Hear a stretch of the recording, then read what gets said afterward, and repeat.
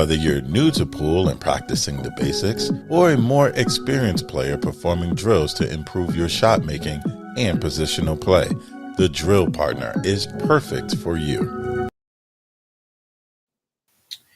Yo, Panozzo. How's it going, amigo? Good. Another day. Another half hour. Something like that. That's for sure, buddy. Lord, ain't that the truth? All right, so I don't know. Yeah, it's been a while, man. I don't even know if I know what I'm doing over here anymore, Mike. Been a lot of requests for us to do a show. Finally, we're able to hop on over here, which is cool. My computer wants to be a pain in the ass now, so let's not do that. Okay, so first of all, you doing all right, Mike? Yeah, I'm doing good. How was Wyoming? Oh man, Wyoming was the absolute nuts, Mike. It was very spur of the moment. I know I had plans to go out there, but then they ended up falling through because Oscar had called me. Oscar had called me like the day before, and was like asking me about my flight, and I said, "Well, I thought you had already, booked it." And since he had, and I was like, "Just don't even worry about it. I'll just hang out at the house. I had other stuff to do anyway." And then that Thursday, it was just like bang, bang, bang. This lotto guys called me, said, "Hey, we need you to come over here," because I guess they found out I wasn't going. And then by like lunchtime, from 12 until 1, it was like up in the air. Then by 1 o'clock, I had a flight booked. I was at the airport by like 3. So it was like, it was nuts. That's better now, man. No, hardly. Hardly. But it was great, Mike. The pool room was beautiful, decked out in these amazing gold crowns. The food was spectacular, but above all else, it was just great company, great people that were there. They're some of the best guys I know in the industry, including Randy and Nick from Brunswick was out there. Not the best quality fields as far as being stacked from a players list, but it certainly had this like really solid, good energy tournament that I just like needed because I didn't need another like long sucking the life out of you kind of like pool tournament. You know what I mean? Yeah. So no complaints. Weather was beautiful. Pool room was beautiful. Some of the best pizza I've had. So yeah, it was great, man. It was good. Good deal. A lot of stuff going on in the pool world, Panozzo. I've been meaning to do a show since the Moscone Cup stuff came out. I know we haven't been able to do that. Yeah, I know we haven't been able to do that. But while I pull up this article that you had written, I'm going to search for it right now. I meant to have it queued up, but anyhow, give me your thoughts on how the last week has gone, Mike. In terms of what? In terms of Moscone? In terms of yeah. Well, or do you want to talk about the Predator event first? Because I know there's that going on as well. Although I haven't like checked out a ton. Yeah, why don't we talk about that first, and then we can kind of because the other's going to take a while. Yeah. Yeah, I mean, to Puerto Rico, it's cool events going on down there with the this little challenge of champions that Predator threw together. Pitting the World 10-ball champion, World 9-ball, and World 8-ball in kind of a little round-robinish type of thing. Federer, had been smoking everybody until just today got beat by Josh in 10-ball, so he won't get any of the big 10-ball money. But, it's a cool... What is the money like, Mike? Do we know that? I'm sorry? Do we know what the money is? Yeah, the money is... it's a $36,000 prize fund. Okay. And the winners get, if you win, Federer won the 8-ball championship, right? So he won $5,000. And Josh in a second, he won $2,000. And in 9-ball, I think Federer won that as well, didn't he? I think so. Yeah. It should have been $10,000.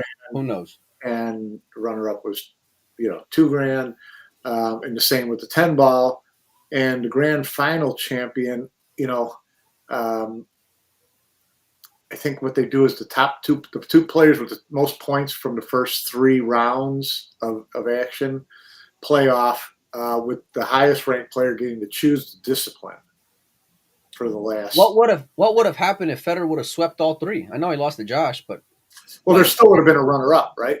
There would have been a second place point getter, and then Federer would have been able to pick his choice for the the grand finale, set, which would either be a race to 10 8-ball, best of 5 set 9-ball, or best of 5 set 10-ball.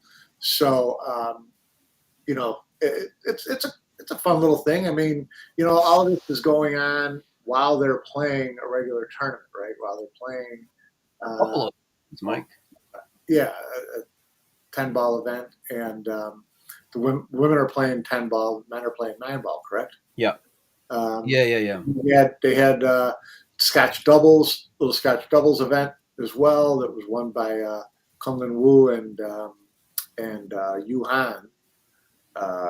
She looks like she's kind of back in stroke. She finished second last year in the World 10-ball, right? To Chow or Jessica. Cheska.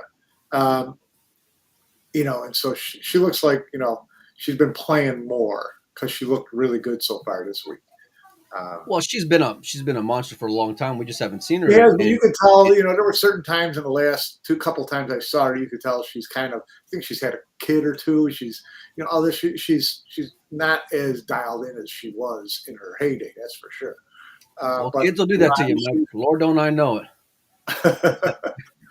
So those seem that she's playing more frequently now, and it kind of shows. She looked really good in the mixed doubles, and she's doing well so far in the. I've been kind of like keeping an eye on things, but it's like I mentioned before with these events, it can be a little difficult just because of the amount of events that are going on. And I love. Yeah, they're kind of all over the place, and when you're playing and when you're not playing, and so they're. I look at their flyer; they got like 8 different time zones on their flyer, and I'm just like, okay, what is this tournament for? What is that tournament for? But I mean, like it looks solid from a production standpoint. The everything looks pretty good out there. I like the updates and the shot making highlights and things like that they'll post on their social media. Some of the commentators being remote was.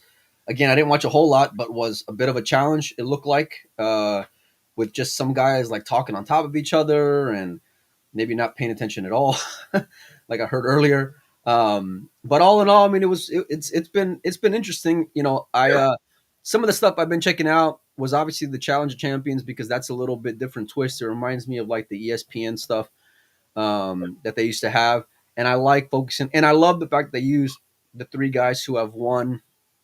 The most recent world championships, although Josh, kind of being in there is like, okay, all right, sure. Okay. You're going there already? I mean, come on, Mike. We haven't even thought about Moscone Cup yet. It's Josh. You know what? So me and Joey are going to do a show a little later on. You guys are not going to want to miss it. It's going to be tonight, and we're going to focus a lot on Moscone Cup stuff. And he had a real funny take. We were going back and forth the other day. He said maybe we can get Josh on the show to break down the teams. And I said, well, he would know better than anyone, how they play. So, although I don't think he reached out, Lord knows that I didn't. But anyway, I mean, it's a cool little thing. I like the Sophia Mast story. Congratulations to her. I think she's through to final 16 of the women's World Championship. As we speak, she was up 1-0 on Sylviana Liu. She reaches the final 8. That'd be pretty amazing. Well, she also had a pretty strong showing in the mixed doubles playing with Alan out there from the Puerto Rico team. And that was awesome as well, Mike.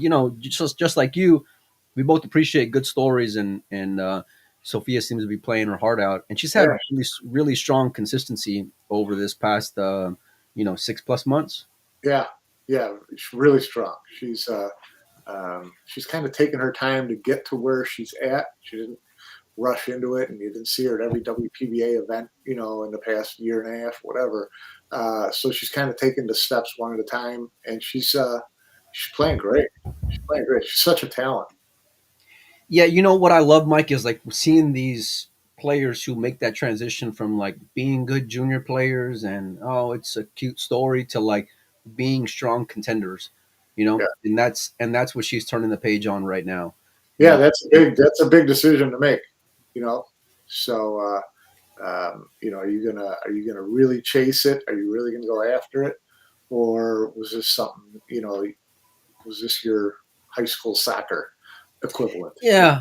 Well, I mean, listen, sometimes with these events, some of the invitations can be head scratching, and you see them and you're just like, oh, okay, and I'm not saying Sophia was one of those, but just in general, and so when you get these stories like, she's the world junior champion, like Mike mentioned there in the chat, but like when they make that transition to being able to compete on a legitimate world stage, you know what I mean, with top level competitors. Sylviana's a great female player, a great player in general. And so when they make that transition and you start to see them like, listen, she may not win the world championship this year, she may, but like when you start taking those steps, it's like, okay, you can see that everything's happening at the pace that it, Yeah. should be happening, and it's awesome to see her develop, and see her game just become tougher. You know what I mean? Like she's becoming just a stronger opponent, like from a mental standpoint. Of course, she's got great talent, and it's just listen, following junior pool, it's just awesome to see these kids do well. So Yeah, it was great to see her win. To take a third set down against Jasmine. That was and Bean, I think, right too. She beat Bean. yeah, yeah, Those are solid wins, Mike. You yeah. know, I mean that's about as good as you can ask for. And I mean, look, if she gets into the final weight, it's like, okay, well, look, we've seen in like NCAA tournaments or whatever, right? Like the 16 seed kind of, Yeah. make a Cinderella run, and so here's your chance, and you got a great shot to do it. And either way, we'll be cheering for you, and we'll be sweating it. So Speaking of Cinderella runs, we did notice in the men's event there that Mika took down Josh today. So Mika's hitting the ball pretty good. So a couple things on that, Mike. That's probably the only match that I've seen in this tournament because it was earlier today. If I'm being just honest, like I mean, from the better part of the match anyway, because I saw most of the first set, and then I got to see a good part of the second set as well until I was getting ready for the show. Um, I mean, what can you say about Mika? He's an inspiration, Mike. Yeah. And I don't know what his health situation is like, but he's looking a little thinner than what he was, a few months ago. And so, Yeah, he's had a little bit of a setback. He's back, doing some chemo treatments again. okay. But he's fighting through it. He's a battler. That's even more of an inspiration, to see all the challenges that he has, and to look. It's like you beat a guy like Josh. It's like, okay, all bets are off here, right? You got a legitimate shot at winning this tournament now. Yeah, of Uh, course. and that's the kind of like expectation that Mika always has for himself, no matter what event it is or what the situation is or whatever, which is great. And he'll have these like solid wins, but like beating Josh at that point of the tournament, that's about as good as it gets, Yeah. And so, and he looked good, he looked really good. Josh gave up a couple of games, and I know in races to 4 that can be heavily weighted, That's a bad but break. yeah. But you got to go and do your business too. And Mika was doing it, man. Yeah. Good for him. Let me see if I can bring up some of these score lines here and see if we can share the screen here, Mike. And I'm going to bring up the women's. Well, actually, this is the men's event here first. And let me see.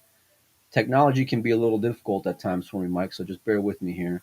Let me see if I can bring this up for you guys to sweat out some of the action.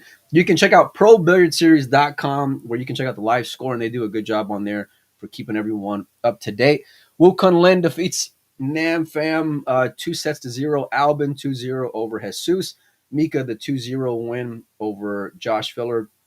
Vitali Mike 2-0 over Chang Jun Lin. This is the kid who's like really the wild card for me in this top section of the bracket, Mike, because Yeah. I think that in general, this kid's game right now is top 10. And we don't get to see him play a whole lot with everybody, because of whether it's travel restrictions or otherwise. But Well, that's the main thing. I mean, he's and that's he's not he's playing so great now, and he's not really even as tournament sharp as he could be if he had been playing in all these other events with these guys. right. So yeah, for him to come in there and just keep grinding away and playing as well as he's playing, he starts getting his visa issues in order, and people aren't going to like it. No, and you don't gotta like it, but he had a real solid win, or not win, but run with Way in that doubles event as well, just kind of showing his class. And when I saw that field, Mike, I know we haven't done a show, but if I'm being honest, when I saw the field and I saw those two, I said that's the team to look out for, because I like to grade based off of like current form, Right, and right, Way and Vitali. You can make an argument are in as good a form as any combination, and they showed it with that right. finals performance in the doubles. But yeah, I think like for me up top, the Albin story is cool. Obviously, Wukun Lin winning in the doubles as well as awesome. I mean, is awesome, but that Mika and Vitali matchup is going to be pretty epic, Mike. I think that's It's gonna for be a me good. Yeah, that'll be a good one. that's a good story coming out of up top, Mike. Between Yep. those top four players, because obviously we just talked about Mika, but Vitali, like I said, I mean, I think he was what in the quarterfinals or semifinals of the U.S. Open this year, and that was really the only other measuring stick that we got with this kid playing against everyone. Right. We know he always dominates the Texas Open, but this ain't no Texas Open, Right. No, and a as little different. as as great of a tournament as the Open is. Um, but it's like this is where it becomes cool for me, because then it's like, all right, how good are you? You know what I'm saying? Like this, Yeah. how good are you really right now? Beating Chang Jun Lin when Chang looked about as sharp as ever is outstanding.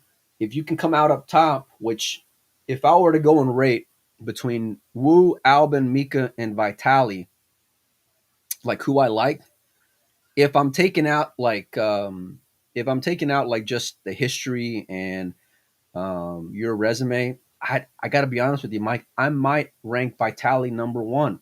Now, my head says go with Albin first, but it's tough because Vitali just plays super steady out of all Yeah. these guys who are left up top, Mike. You know what I'm saying? So, Yeah. um, but either way, it just shapes up for a great final eight.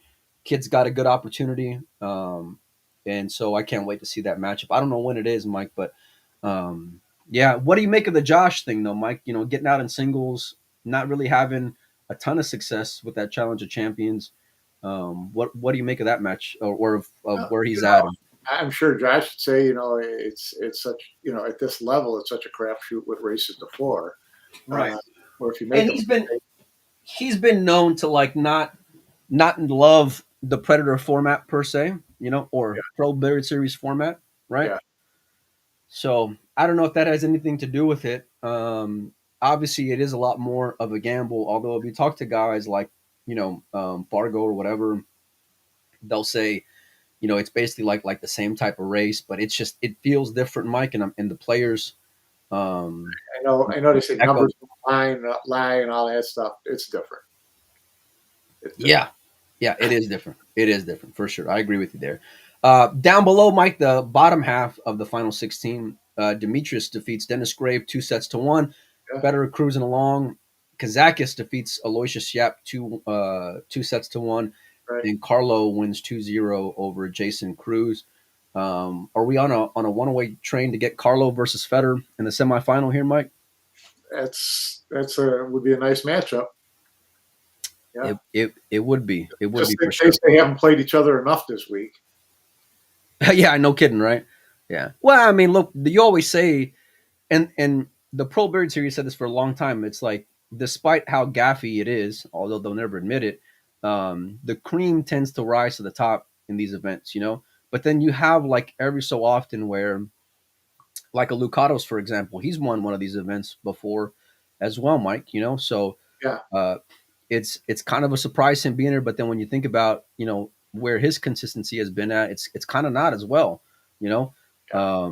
And so the other Greek player Kazakis, which is awesome. Alex is always a great story. Beating Yap is no walk in the park. Obviously, we just saw him play No, Yep was pretty playing really sound good pool. out of Manila, and he's one who's done very well in this format. He's won a couple of Predator events with the sets to four. So you would assume that he was pretty comfortable there. Right. Well, yeah, for sure. And it's just about consistency, Mike. And so these guys going and playing as well as they do is outstanding.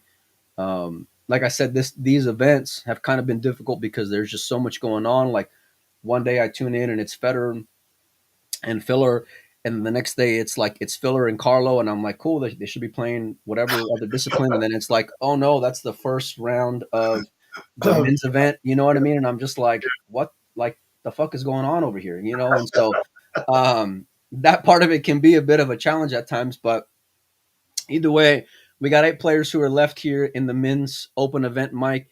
Albin Ouschan, Wu Kun Lim, Mika versus Vitali, Demetrius versus Federer, Kazakis versus Carlo Biato. What do you think about the final 8, Mike, and who do you like to make it through to the finals? Well, I'd love to see Vitali play Federer in the final. It would be pretty poetic, right, Mike, when looking at it? Great. Right? It'd be great. It would be a fun match, and it would be a really good match. That's what I'm rooting for. I agree with you. I think I don't know, Mike. You know, Albin's still a cool story because of all the shit he's dealt with as well. You know, Wu Kun Lin, obviously him winning the doubles just shows the kind of form that he's in as well. But like you could really make an argument for any one of these 8 dudes, you know? You could, but if Albin wins, I'm not interviewing because I'm not going to get accused of twisting his words around.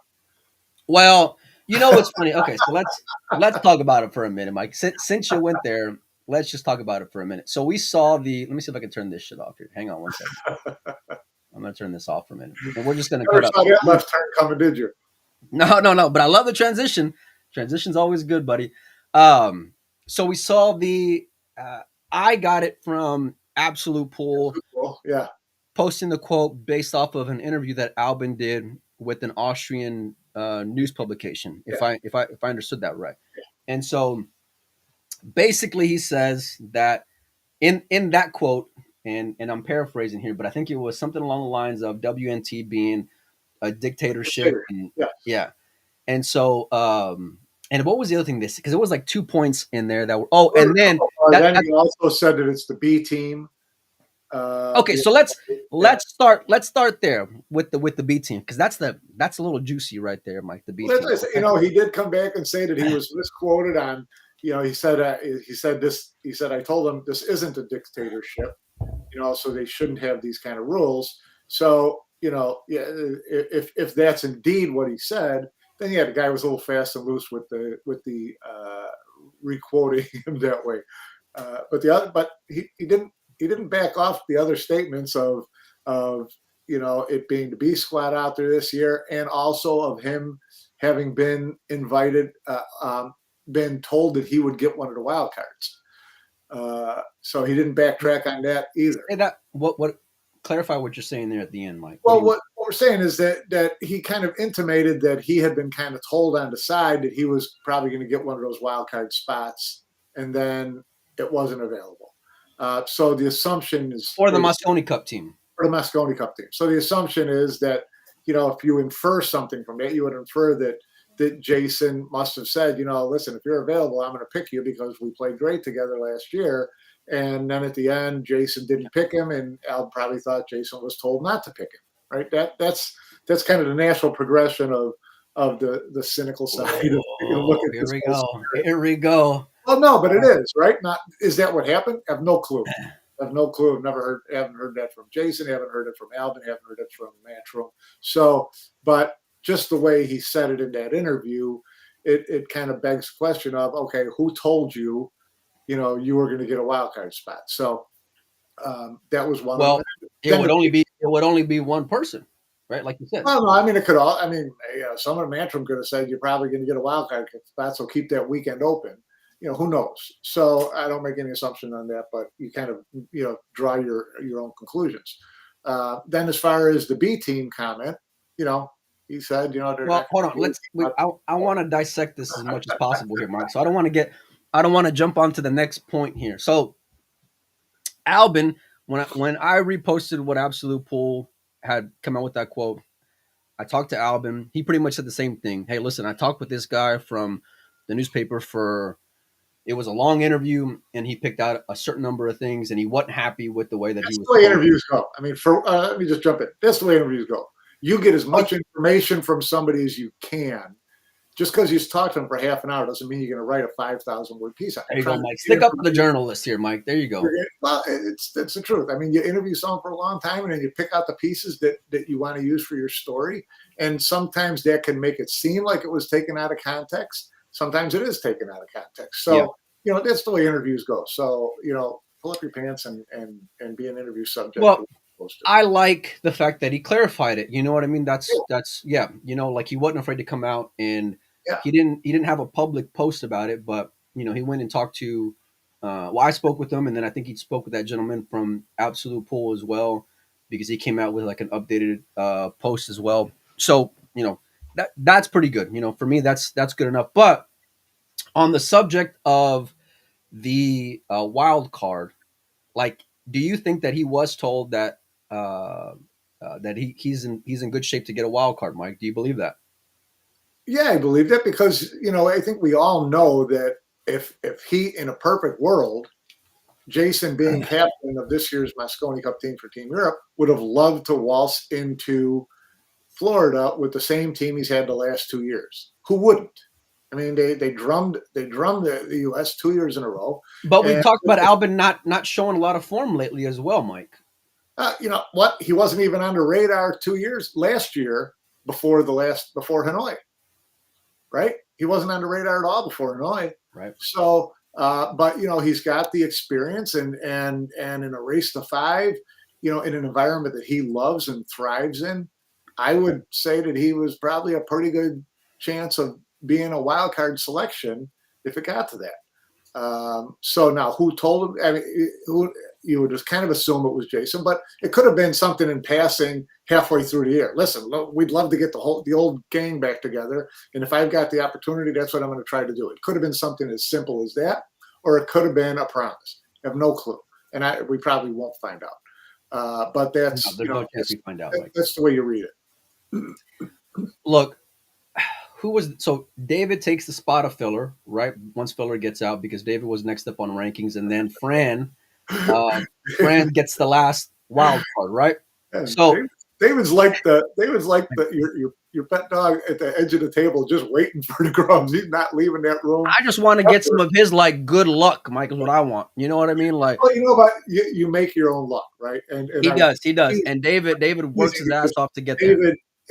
David didn't get a wild card spot. Let's remember that. Fran got the wild card spot. David got an automatic spot because he was next in line after Josh. So right. So by your position, he was the Oscar on that list, right? Well, we're gonna get to Oscar here in a little bit, Mike. That's how you like that lead. Yeah, I like that one, Mike. But there's a lot of shit going on. We ain't done a show in a while, so we are gonna get to Oscar and Billy here in a little bit, and the American team. So if you guys have been hanging out waiting for that, it's coming, and it's queued up and ready to go. So, look, I think, like you, I think Albin was told that. Now, do I think Jason told him that? That'd be the only person that could have told him that, because it makes a lot of sense, Mike. Well, it's the only person who can make the wild card pick, theoretically. Well, right? So. Albin's a monster in that environment, Mike. He is an absolute legend in the Moscone Cup.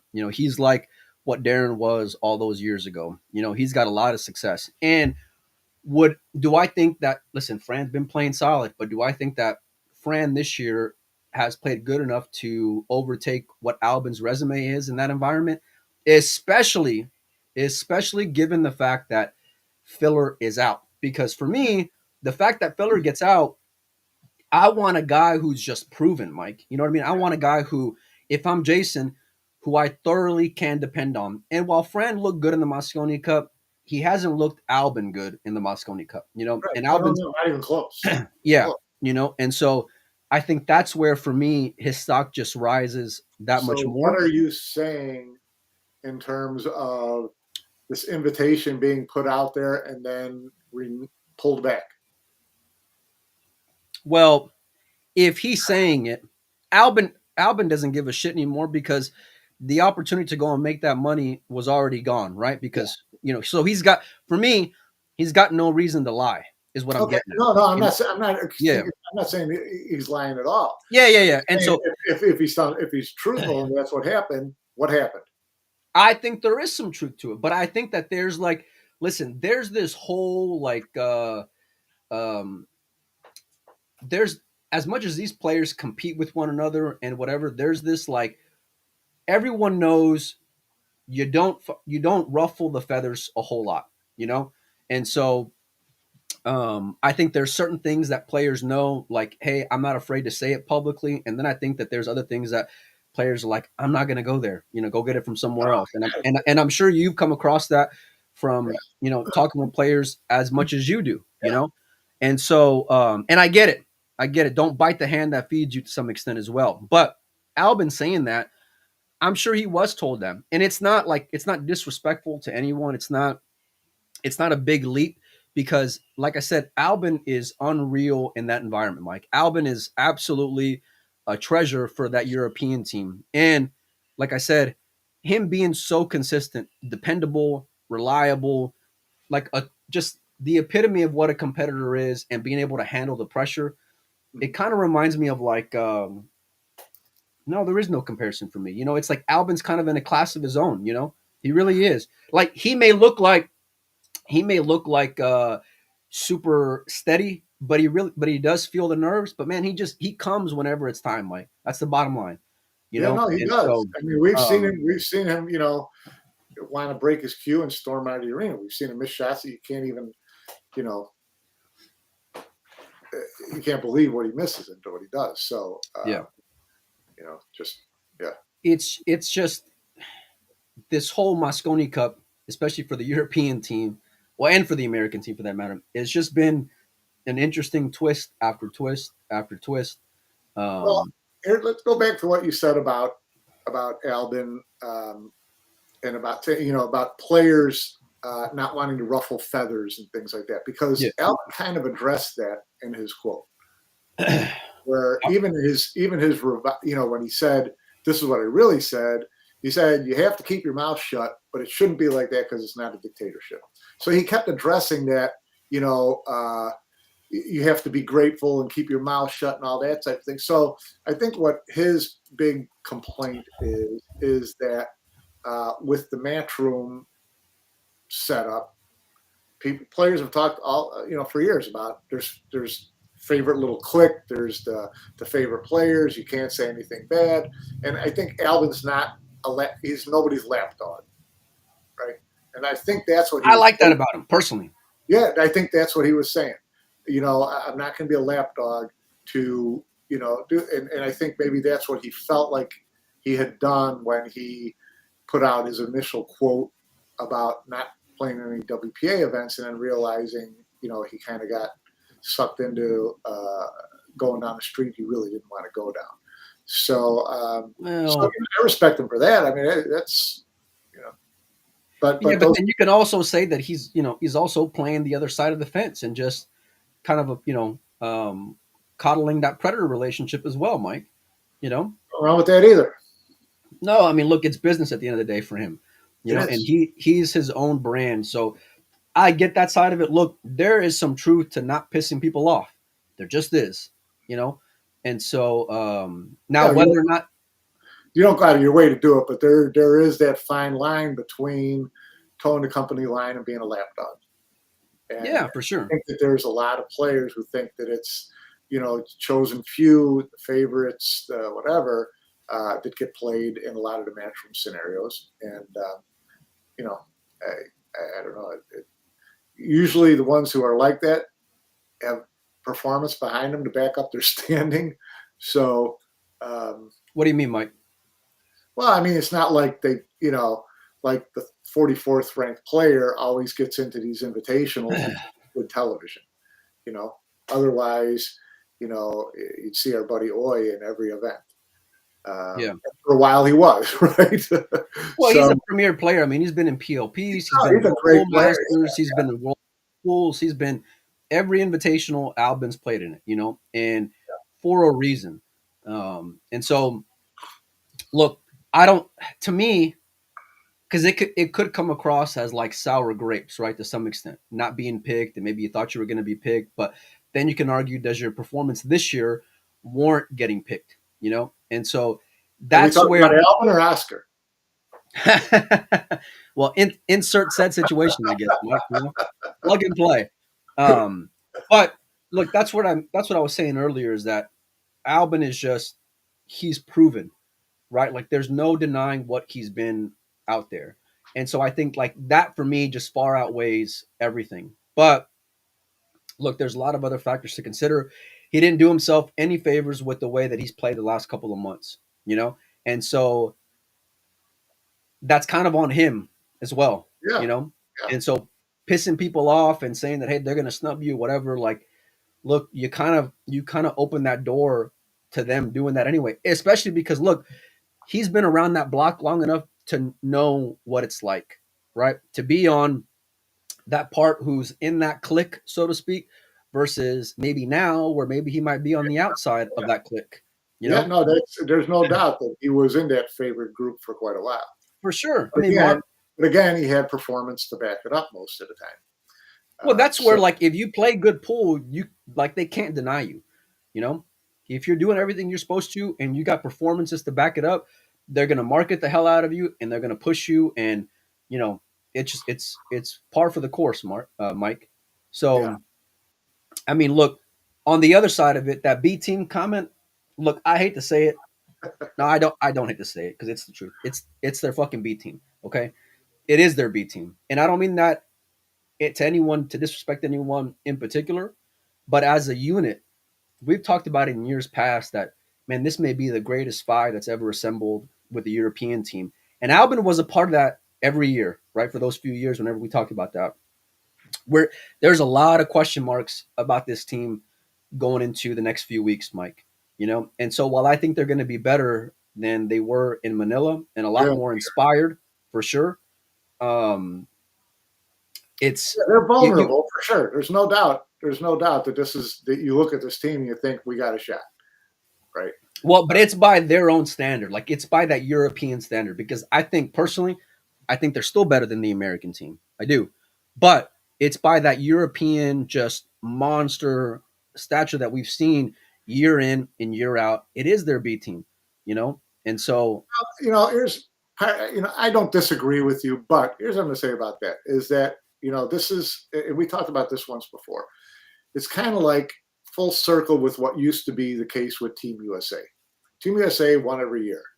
okay, And then the next year, if anybody knew was on Team USA, they'd say the team not as good because, it's, Rodney should never not be on the team. And they played that card to the point where these guys were automatic picks even when they weren't as good anymore. And eventually it comes back and bites you in the ass, which it did for Team USA. They didn't develop new talent. They kept leaning on the same old guys. Everybody else got frustrated because they were never getting picked. And right, this is when it was more selection than merit based. fair. So now, how many years are they going to lean on? It's got to be Albin and it's got to be, Jason. They did that for a while with Niels because Niels was MVP like 27 years in a row. Yeah. And they just kept trotting him out there. And eventually it was, okay, he wasn't your best shot anymore. So they're going to get to that point. And so to me, the sooner they But that's start, not the philosophy here, though, Mike. Either, but the right? sooner Like that that's they bring in guys like Mickey Cross and guys like that's why I like the merit-based part of it. You say it's a well, they B team, and Mickey. but Mickey brought it himself. I mean, Mickey. that's the thing. Yeah, He's earned it. And so I don't consider him a B team player. You make a lot of your decisions based on current form, right? look, Well, no, current no, no. form, Hold on. Mickey is solid, no doubt. But Mickey is still a question mark in that environment. There, you they're can't always going to be argue a that if question mark the first time they play in it. They're always going to be a question mark the first time they play. But you got to play the first time before you start getting the roll of it. well, yeah, you got to start somewhere, sure. I get, but like that's not. Look, that's where the difference in coming out and saying what your philosophy is behind the decisions makes sense. Because like if you're saying, hey, I want to make that transition, and like if Jason were to say, look, I'm going to be here for the next 5 years, right? I'm going to plan for the current and for the future, then okay, I get it.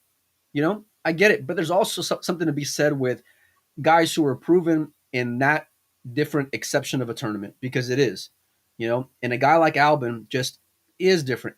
And furthermore, I just don't think there's anyone who has made enough of an argument with the way the year's gone to say I'm above and beyond what he has brought to that table year in and year out. And that's where it just becomes more of dissecting. I think the bottom line is just based off of that B team comment. If you are Jason, who would you pick if you had free reign? You had choice of the entire roster. Who would you pick 1 through 5? Right? Same thing he's had the last 2 years. That's what he would do. Yeah. Yeah. And I think he knows it because of the way that they've been able to go out there and compete and thrive. Yeah. Yeah. See, it's the path of least resistance. But that's like, look, in other sports, you'll see guys say, you know what, this quarterback's not doing so good. We're 0-9. I'm going to bring in the second string. We just drafted him in the second round last year. I'm going to see what he's got. Okay, fair enough. You're planning for the future. Was Shane Wolford the 5th best player in the U.S. last year? No. Well, I don't know. I think they thought he was going to be, every year coming up or close to it, and this year he kind of disappeared. He was knocking on the door the year prior, and he was. Listen, I know they got their ass whooped last year, but he played pretty steady. And he got shaky a couple times, and that's what that first time teaches you. That's why there's always got to be a first time for these guys who want to be there a second, a third, and a fourth time. There's always going to be the first time. Well, I agree. Look, I think the vulnerability of the European team makes the Moscone Cup that much more interesting. As far as seeing how it's going to unfold. At the same time, it's disappointing that we don't get to see guys, especially like Josh, because Josh is the one who I love seeing him there. Everybody in the arena wants to see Josh for whatever reason, to hate on him or to cheer on him, to just watch his talent, whatever. Everybody wants to see Josh. Do you think we'll get anything publicly out of him, Mike, over the next coming weeks? We'll find out next week in St. Augustine. Yeah, no kidding, right? Because he'll be at the International Open, right? March right in the door. Well, I hope he snaps it off. But if there's any indication, as far as where he's at right now, I mean, he didn't do too good by his standards at the European Open. I mean, not the European Open, the Predator event. Yeah. So obviously it's apples and oranges playing 9-ball and playing 10-ball in that environment. But nevertheless, I mean, not the way you would have liked to have started off after how the last couple of months have gone. If you're Josh, But look, I like the fact that Albin isn't afraid to speak his mind, and I think that the players as a whole should do that more. Now whether or not it's popular, depending on who's put on the tournament, that's a whole other conversation, But I've heard for years, players talking in private about, listen, don't do this or don't do that. And they all know what the right move is or the wrong move is. Now, also, there's plenty of players who put their foot in their mouth time in and time out, but nothing like we've seen from those two guys, especially over the last few months, But now this is where I think because they are such great players, that their honesty could really serve the tour that much better, because if they really just put the cards on the table and say, hey, listen, this is what it's like. Not everyone's got to like it, but if they don't plan on going back to that party, then who cares? You know what I mean? And you can do it in still a tactful way while not disrespecting anyone. I think there is a balance to be had there, Mike, Yeah, there is. Yeah. All right, enough of the European talk and the Predator talk. Let's talk American Moscone Cup talk, Mike. Because Moscone Cup. Where is this going to go? I told you whenever I hit you up about doing the show that, hey, listen, I want to talk about the post you had for Billiards Digest. I said the interview you had for Billiards Digest, because we haven't done a show since the 5th pick was announced, obviously it being Billy Thorpe. And so I'm going to bring up that interview, and I kind of want to jump in and start with that, Mike. We may run over an hour, but I want to start with that. So if you can just hang tight for me, let me bring this on in. Or maybe you can kind of give a bit of a post in there. It'll take people an hour and a half just to read it. Well, okay. Well, maybe we can run through it and. Well, it was just listen. Once the selections were made, I reached out to Sky and I reached out to Billy and I just said, and they happen to be together, shock, coming down an elevator, going to play a tournament out in North Carolina. And so I just talked to him and just, said, what has the process been like? What was going through your mind? When did you make the decision? What were your criteria? And I talked to Billy about, how surprised he was to be picked or not, whatever. And did they tell me everything that they wanted to tell me? I'm sure not. We've heard a million people say, that Sky said publicly to several people, months ago that Billy was going to be his pick and that the writing was already on the wall. Right. So whether that's true, Sky would have to tell me, yes, I said that to someone, or no, I didn't, whatever. I'm not going to go third person on that. So, listen, I don't think I think that's fair. That's fair. Not going third person, but at the same time, those rumors weren't started out of nowhere, Mike, because those are things that we've been hearing since the summertime, Yeah, there's no, I think that, I think likely, from the person who told me, I heard from one person that Sky told him directly that Billy was going to be the pick. Okay. I trust that person's judgment to not be that he didn't really hear it secondhand or third hand and he's acting like, I believe that. But, and we can go over all the numbers we want to go over. He said what Sky told him was, we need the energy. That's it. That, and for me, it could be as simple as that, and I would respect that. So we can go over all the numbers we want to go to. If that's what he said, and that's what his decision was based on. But did he tell you that, Mike? Out of curiosity? Did he tell me that? No. Okay.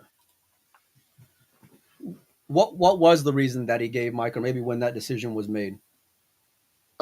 He said that he didn't really nail down the decision till after. Did you follow up as far as what was tipping the scale? Was it more of like focusing on what Oscar was doing versus what Billy was doing, or? No, I think he didn't say directly. He just said that he knows that Oscar performed better in tournaments and deserved a spot, but he wanted to have Billy for more energy on the team. And he thought Billy was actually playing well enough. Now, for Billy to go off and win that tournament in Pennsylvania, battle in Virginia, that made his decision easier, or rationalize it. It made him rationalizing it easier. And so, let me ask you this, Mike. The person you heard it from, whenever it was it before or after Billy wins that tournament, out of curiosity? Before. So you had heard that he was already the pick prior to? Correct. Okay. Just clarifying. Okay. Yeah. So, I think that it certainly could have been a situation where he could have said that then, knowing that, listen, if all of a sudden Oscar turns around and makes the finals in Hanoi or whatever, all of a sudden, wins these big matches in crunch time, then the scenario shifts a little bit, maybe, in his mind. But he never saw, I don't think he ever saw anything. He didn't tell me this, but my guess is he never saw anything through those last couple of months to cause him to change his mind on picking Billy because he wanted more energy. Yeah, I think, Rick Glasscock says an interesting comment there. The crowd will be the energy. That seems, it's like if you're pulling out ways to get motivated. No, I think I don't agree with that 100%. I think the crowd does bring a lot of energy, but I think you're playing in the States. The team needs energy too. The crowd had tons of energy 2 years ago, and Billy Thorpe was part of the energy. Right? It didn't help, the American players win their singles matches against the Europeans. So at some point, I think it does make a difference to have one of the players in there, in the practice room, or in your hotel room later at night, or at dinner, or grabbing you in the arena and imploring you to dial in and play better. I do think that there's something to that from another player that you don't get out of a crowd. Yeah, and I don't. I mean, to be fair to that argument, there's no one in that group who is the rah guy out of those other four guys. Tyler's not Well, that guy to you, some. I mean, you well, look, Tyler can be, I guess, to some extent, but like Shane for sure is not that guy. You know, Federer not known to be that guy, although he's been had more of an outgoing personality as of late. You know, yeah, but his is Josh focused. His is self-sustaining energy, right? It's not working your teammates, getting more out of them. That's what a Jason does. He'll pull more out of his teammates, right? That's that. I, I get all the stat stuff, um, but I don't. I'm not knocking his pick that much. I got to be honest with what the Billy pick is that what you're saying? you. Yeah, From what's that point, Mike? from the standpoint of it's a wild card, so you pick whoever you want. If you think if you think that the gap in energy that player A gives you over player B is greater than the gap in playing ability between player A and player B, then you go with your energy thought. That to me is not it's not that irrational or illogical a way to look at it. And if you look at the numbers for the year, you want to pull those up? You want to Yeah. the overalls? So it's obvious that Oscar played in twice as many tournaments. Hang on one second, Mike. Let me see. Go ahead. Played in twice as many tournaments and had a much higher match and rack winning percentage than Billy. Okay. Well, maybe I won't be able to bring that up because it just. That's all right. Don't worry about it. The other side, that's the gist of it, right? Is that we know that those numbers are there. So the other side of it is that even with all that, even playing in half the tournaments, Billy was not that far behind him in points.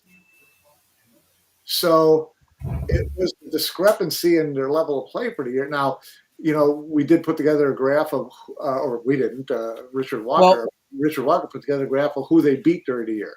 And Oscar beat Team Europe. Every player. Beat Francisco, beat David Alcade, beat Jason Shaw, beat Francisco, beat them all, Josh, beat them all head to head in tournament play. That to me said a lot.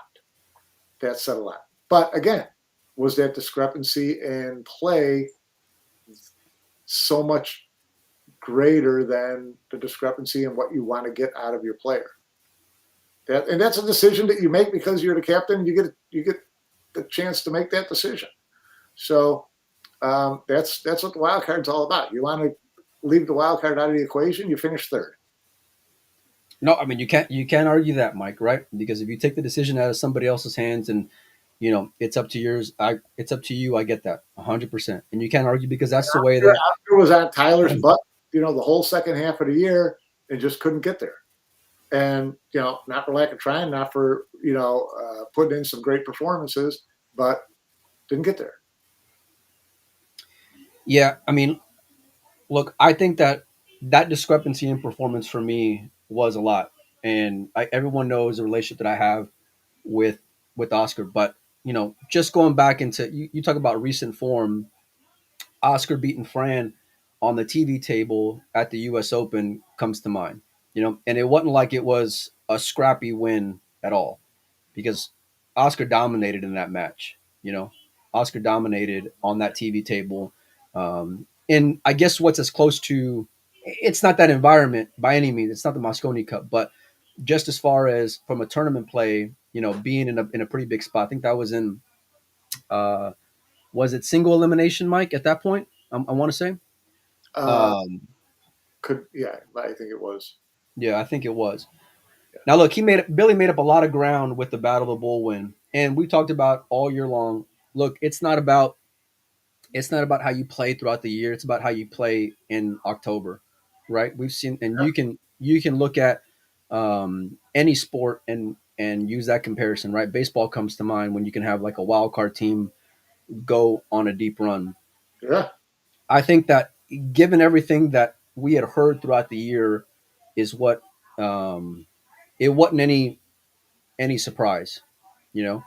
And it certainly isn't any kind of coincidence either, you know. But I think that's where, for whatever reason, if you think it's energy, because we've heard that from Fetter's podcast, we've heard that from other guys as well. I don't know if Sky said it directly whenever you were talking to him, Mike, as far as it being like a quote that he used per se. Um, but it's if that's the rationale behind it, then man, those boys better be as enthusiastic and upbeat as possible going into this matchup, and especially throughout. You know, But there's no because doubt. You know, Billy and Sky both got to live with this. You know, and they're both going to have to perform. Otherwise, they're just going to get, you know, trolled for it. So pressure's on them too, and they know it going in. You know, this isn't just, you know, happy days. I'm going to go make, you know, 20 grand or 40. You know, there's a lot of heat on both of them right now. yeah, yeah, you know, I agree with you. And I mean, look, you earn the opportunity, or you know, make your bed depending on how you want to look at it. You know, um, I know that uh, obviously Oscar was disappointed in that pick, and he said as much and had a great post after the fact talking about you know, what he thought about it. Kudos to Sky for calling him and you know, and letting him know before it came out, because that I'm sure that wasn't an easy conversation by any means. Um, but it's just, you know, look, while I think that there's that tournament, and I think Sky said something as much as that tournament is different than anything else, you know, and so how you perform out there um, Uh, means a, that was kind of, you know, that was part of your whole argument with picking Albin, whether he's up to form or not, right? Albin performs in that arena, has performed well in that arena, right? so you are you trying to get to that Billy performs like Albin does in that arena, Mike? Is No, that what you're not saying? at all. But I'm saying if you look at the two of them in Moscone Cups, Billy's been on to two winning teams, the last two we've had, right? And he's won big singles matches both times, right? So, you know, there is stuff like that that's got to be in the back of your mind. If you're picking someone and you're looking for someone with experience, you'd prefer to have the guy who had positive experience. Oh, of course. But I mean, like going back and looking back at players that were 5 years ago, it's apples and oranges, Mike. You know, and well, it's not recent form is what I'm getting at. You know, now it depends on how much you weigh. For me, like the bull and how much that friendship weighs into it. Because look, you could have made an argument for a couple of other Americans if you're just going based off of like ranking points or whatever. So, Before, so let me ask you this. Sky's best buddy is BJ Ussery. Is he on the team right now? let me tell you, B, BJ could be BJ Ussery could be marrying Emily Frazier, and he ain't making that Moscone Cup team. Okay, Mike. I hate to break your heart, but there wasn't a way in hell that BJ was going to make that team by any means. Is what I'm getting at. So you know, so the friendship part is played a key, no doubt about it. But there had to be some backing behind it because, you know, Sky's putting his neck on the line doing this. Yeah. What was the vibe you got from him from that aspect, Mike? I think that, you know, he's comfortable with the final choice he made, which he damn well better be. You know, I don't want him going into Orlando. I don't want him going into Orlando second guessing himself. No, right now you got to be okay. You guys may not like it. I don't care. It's time to move on. This is my team. We got to go play. Just cut out all the clutter and focus on going ahead. It's us for us guys to still chit chat about all the way up till Moscone Cup day one. Yeah, of course. I mean, look, this is why, like in big events, the guys will just turn off social media, you know. And Moscone Cup is always going to be that time of year where you always say that, and then you see them over on the stage, and they're all on their freaking phones. every one of them. We saw. Listen, Shane was on Facebook half of the Moscone Cup last year, you know. So, well, we were in Manila. How much did Team Europe look like Team USA? Sitting over there, slumped all down in their sofas, looking at social media while they were getting their brains beat in. look, let me tell you something. If I'm Matchroom, because that was a real thing out there in Manila. If I'm Matchroom, I'm saying keep those fucking phones in the locker room because it is not a good look for anybody. It is a terrible. They look like terrible. They're sitting in those stuffed couches. Look like they're ordering pizza and beer, and you know they were browsing what restaurant they were going to try to find at 1 a.m. to go and eat at. You know, it is a terrible look for any of those guys to be on their phones. Listen, we get treated pretty well by Matchroom in terms of like them just allowing us in the door, despite how much shit we talk on a regular basis. I do. You don't, Mike? Uncle Mike, I heard you had a pretty sweet setup out there in Qatar at a Matchroom event, Mike. All right. But listen, going over there and paying all that money, if I'm a fan, and all that travel and waiting all year long, I don't want to see these motherfuckers on the phone. I don't. You know, I don't. I would make it a rule, matter of fact, that you're gonna lose some of your prize money if we see you on the phone out there on that stage. It's what other sport allows you to do that? No other sports allow. No other real sports allow you to do it. Golfer's not on the 18th tee, talking to his buddy on the phone or ordering pizza. And tennis players aren't doing it while they're whatever. It's just basketball players don't sit on the bench with their phone. There's no reason it should be allowed. It does look stupid. Yeah. I mean, it is not a good look, and we saw it. Look, we have crucified Shane over the years during Moscone Cup for being checked out, and one of the arguments that you have for making for Billy bringing the energy, and I've heard it online on social media, is just his ability to stay in Shane's ear. Look, we saw that it's not necessarily a Shane thing, like it's an every player thing if you're getting your ass whooped, because a lot of Team Europe, they may not have had a camera on them, but we were there. A lot of Team Europe was on their phone the entire time while they're just getting, slaughtered out there, match in and match out. It wasn't until they were free rolling by the time it was already done on day 4. It was those middle 2 days where they lost 6 out of 7 matches. Yeah. But listen, look, I guess if you're making the argument, that's where you can say Team Europe had, lack of energy during that matchup, and Jason had to really step it up and wear a lot of different hats, as he should, being in the position that he's in for that team. Look, I get certain guys play roles when it comes to this unique event. I absolutely do, but I think that there's got to be a balance to everything. And like Oscar said in that post, and I think it's akin to, maybe Albin's honesty as far as the WNT. But, and again, I'm not, it's not a direct quote, but basically he's saying, look, if you got 3 automatics in Sky, Federer, and Shane, and he basically said, and now Billy being an automatic, being Sky's friend, it's tough action going and traveling the world playing for one spot. Yeah, no, it is. No doubt about it.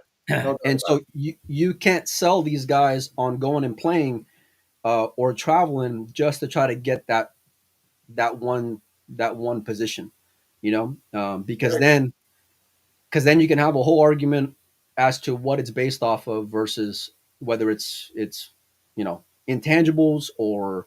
Listen, it's not going to be Sky's choice to make in future years if he lays an egg this year and next year. Well, let me ask you this: what do you think then, off of these player captains? And I know, obviously, this is ahead of the Moscone Cup, but what do you think about the player captains, just in general, right now, Mike? I know that Emily likes it. She loves, these are the guys playing. Let them make. I think there's a lot on their plate, and that there's a lot of players who couldn't do it, wouldn't want to do it. And so now if you pigeonhole yourself into saying we're always going to have a playing captain, you're going to be kind of stuck with only a couple of players that you're going to pick from. And that becomes unfair, right? What if Sky's, not a good player in the next couple of years at all, but he's really the only guy who, likes that job or does it, then he's an automatic. So I'm not, I'm kind of on the fence on the player captain. Overall, I don't think it's not my favorite. Matchroom likes it because they're the ones into Greece, but I'm not a fan of it, to tell you the truth.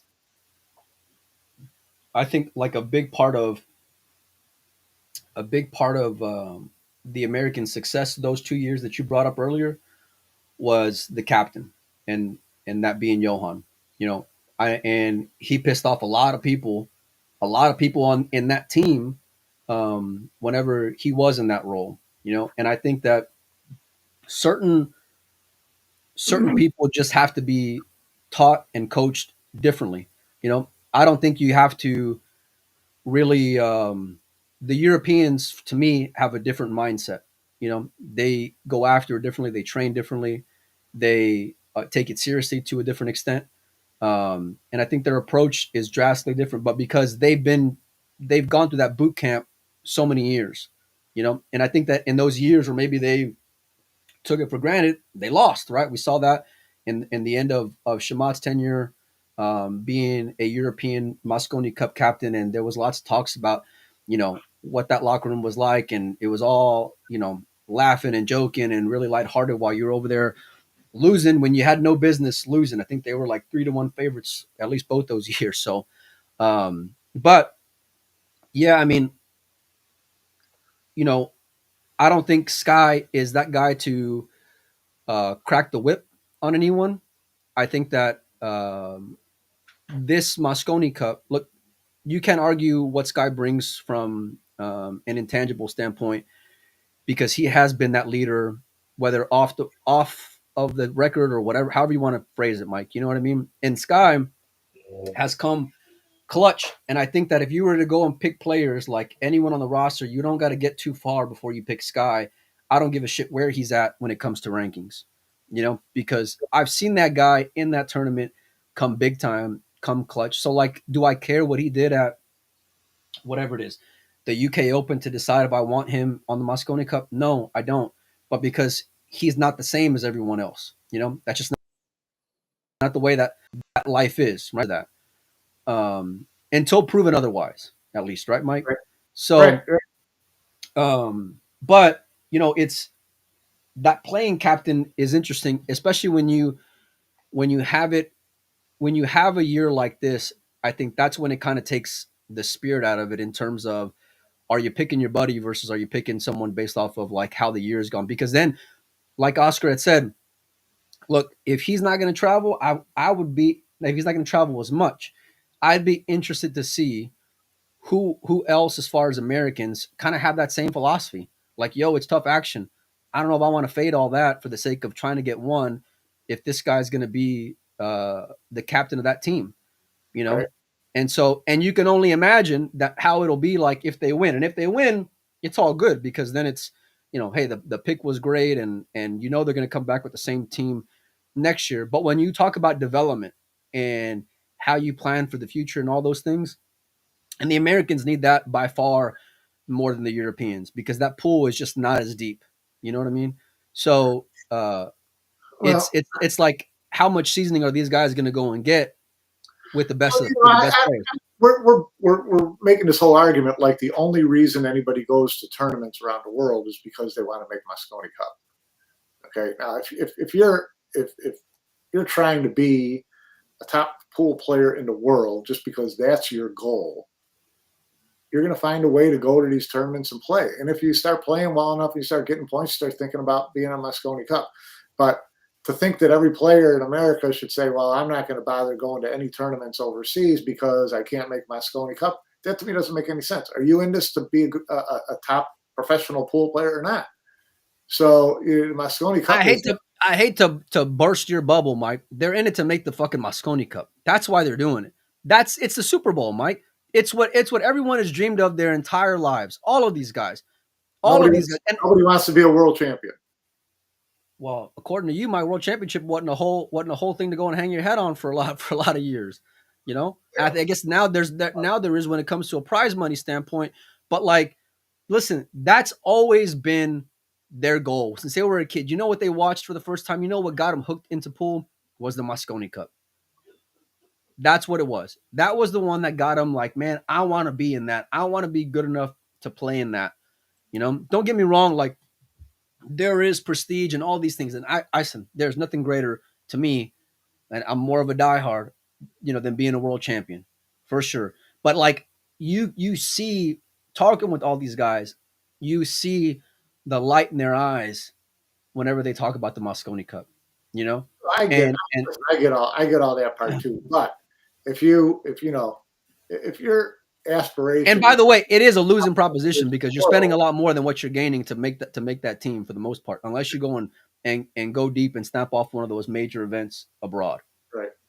You know, it really is, Mike. And we've talked about this before. Yeah, I see Jenny Ann's comment. Moscone Cup. It's not free money because they're spending a lot to get there. And look, a lot of guys have massive travel expenses and otherwise to go and play all year long or whatever selective amount of events that they've played relative to others, you know? And while you can say, well, this guy's close to that guy or that guy, was close to this guy or whatever when it comes to points, I personally, excuse me, I think that there has to be a better system when it comes to rating some of these things because quality means a whole lot. Like if some event can afford to add bigger money than the other event, is that should be weighted from like how the performance went, and I know that there's no like perfect system for that, but we saw Kachi take the second half of the year off after coming In Qatar, at, yeah, yeah, after coming second in Qatar, right? And nobody wants to have that happen either, right.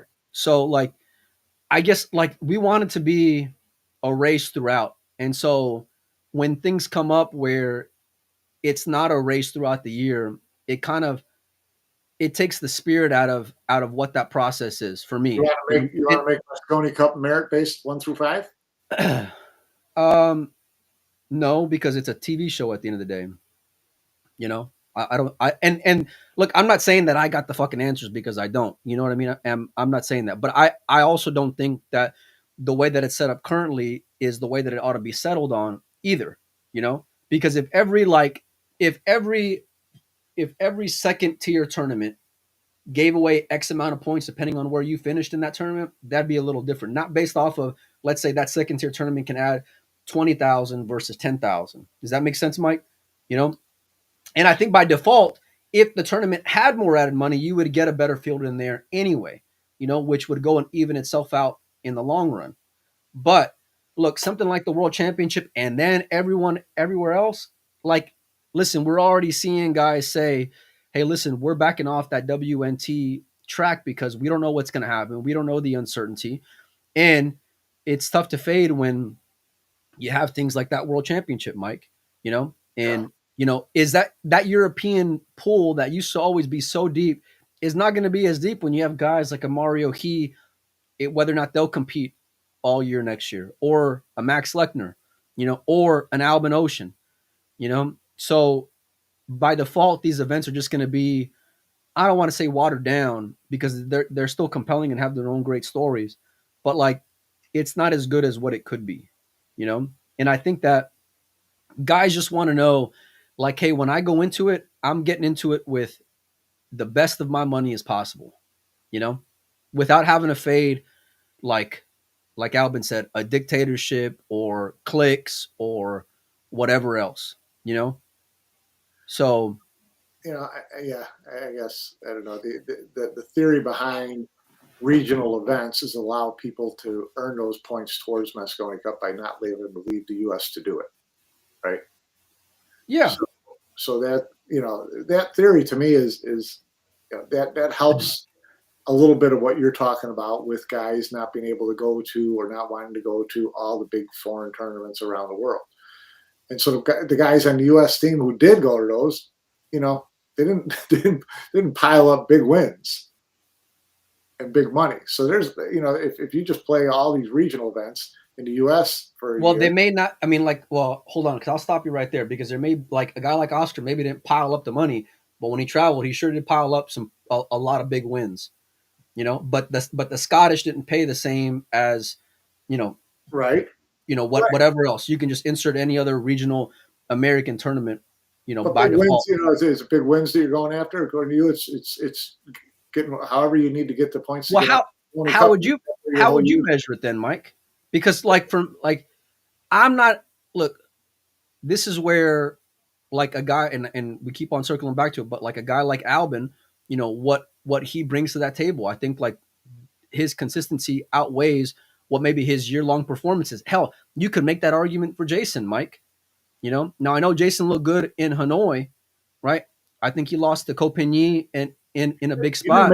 He didn't make the team based on points.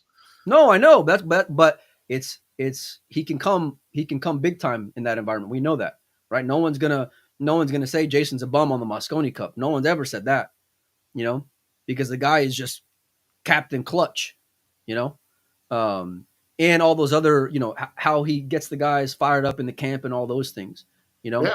I just, my point is, I think there's a better way where you can take out, you're never going to fade it all, but where you can take out some of the bullshit. You know what I mean? But no, to answer your question, I don't think that just going straight 5 is the answer either, because, I don't think that's not what the Moscone Cup is, or what the Reyes Cup would be, or whatever. Because if that were the case, we wouldn't have gotten a guy like Huang on the Reyes Cup either. So that was a marketing move. Yeah, that was. Yeah, well, yeah, because you don't think Efren would have picked Huang for if it was his pick? I don't think he knew who he was. He knows who he is now, Mike, after the way that he played. He does. That's what he said. I didn't realize the Vietnamese player was so good. Yeah. Wow, you made the pick, buddy. Yeah. Look, we're both going to be out there at the Moscone Cup this year. I still got to book my flight, and I'm excited to go see the Hall of Fame as well, which you're getting inducted into. Shane's going to be inducted, and as is Mark Griffin, which is going to be great. And it's my first time going. I highly recommend, if you guys are going to be there for the Moscone Cup, go a day early, go sweat the Hall of Fame, go buy some tickets, go check out the press conference. It really is sold out for the Hall of Fame. Is it, Mike? Yeah. Well, fuck, who do I got to get a seat around there, get a ticket? Huh? You know a guy? Call Brett.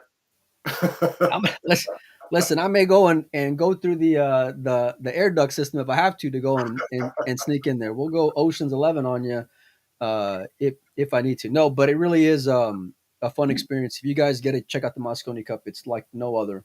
Yeah, it's funny because I kind of saw it coming, all of a sudden you're seeing a lot of Moscone Cup tickets pop up where people bought, a shit ton of them and have more than they need, or bought them and decided they're not going to go, or one thing or another. So that secondary market's starting to come down a little bit.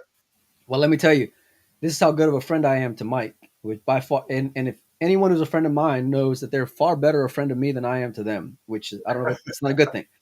But so Melissa Helen had some tickets for sale. She asked me to help her out selling some. And so I had them sold, and I put them up, had a guy who was interested. And so Mike calls me when I'm out there at Mint, and he's like, hey, if you come across any more, let me know. And I said, Mike, I got you. Don't even worry about it. We're going to get you taken care of. I'm sure we'll find some more. And so that deal that I had initially fell through. And so I reposted them for sale on Windows Open, right? Like, hey, I still got some tickets available. Deal fell through. And Mike says, what the fuck? I told you if. Yeah, how many times did I tell you this? So, number one, it just shows how much I pay attention. And number two, the great friend that I am. So, the great friend you are after I reminded you that you were supposed to be a good friend. That's right, Mike. That's right. I'm being sarcastic, obviously. I'm a terrible friend sometimes. But no, look, I know there's a lot. Yeah, Franco says that's truth for sure. Franco knows. He's been on the receiving end of it a few times. But y'all are like family to me, and there's not very many. So anyhow, speaking of family, Joey's coming back this evening. And nice. So we're going to do a more of a proper Moscone Cup preview show. He had talked about getting a guest. I don't know if he got a guest or if we are going to get a guest. I have no idea. I'm sure you jump on the show and all of a sudden Josh is there in the green room.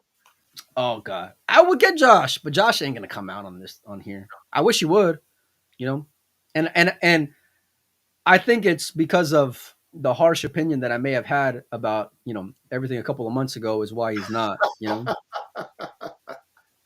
What have I told you about burning bridges, son? No, I mean, look, sometimes doing all this shit, sometimes you don't piss people off. I piss people off. Well, no, you piss people off too, Mike. You do. You just do it in a much classier. I'm gonna go and have my cocktail kind of way, Let's But discuss what bum you are over a martini. yeah. That ought to be a show, Mike. Just having you in the cigar lounge with like one drink in, because when you're one drink in and you're starting on number two, that's when it gets a lot more of a spicier show for sure. So, but we're gonna do more stuff. I'm gonna try, like I said, we're gonna do a show tonight with Joey at I think 10 o'clock Central Time. So if you guys are around, you guys can check that out. It should be a lot of fun. Joey's fired up with opinions, and he's been wanting to do a show since the picks were announced as well. And so, like I said, we'll also try to get more guests on here. I know you guys like that, which I'm sure maybe next week I'll try to reach out to Sky and see if we can get him on. To his credit, hold on, baby. To his credit, he did mention in Hanoi, he said, I know you're going to come knocking on my door asking for an interview, and he was open to doing it. So hopefully he still has that same disposition now after this show. So anyhow, big shout out to all the sponsors who helped put on the show for this next 2 months for the page. Big shout out to Q-Tech, Michelle Griffin, and Q and Case. Of course, they're always great partners of the show. And then, of course, all of our other sponsors that we have rotating throughout on the podcast also. So hang out with us this evening if you're around. Mike, I appreciate you making time. Hopefully we didn't piss too many people off during the show. Although we got nothing but friends. We got nothing but friends, Mike. Don't worry about it. It's going to be an interesting Moscone Cup. Anyhow,